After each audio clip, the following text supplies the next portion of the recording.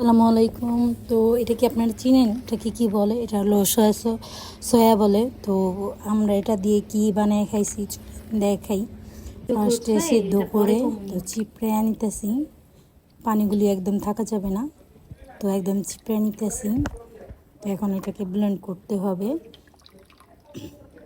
তো এখন সিদ্ধ করে নিতে হয়, তারপর হলো ব্লেন্ড করে নিলাম।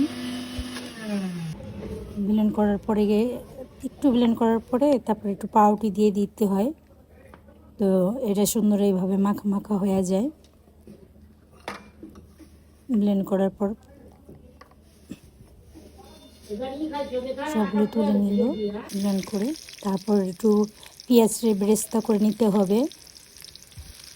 পেঁয়াজটা ভেজে নিতেছি। তো এখন একটু ভাজা ভাজা করতে হবে, বেরেস্তা হয়ে যাবে। তাই বেরেস্তা করে নিছি, তুলে নিতেছি। তো বেরেস্তা করার পরে ওই মিশ্রণের মধ্যে, সয়ার মিশ্রণের মধ্যে অ্যাড করে দিলাম। আর হলো গিয়ে কাঁচামরিচ আর পুদিনা পাতা কুচি করে কেটে নিছি, আর কাঁচামরিচও কুচি করে কেটে নিছি।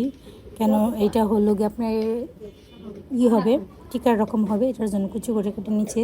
তো স্বাদ মতন লবণ, তারপর গিয়া জিরা গুঁড়ো, মরিচের গুঁড়ো, তারপর আপনার আরও কী মশলা জানি, নামও ভুলে গেছি।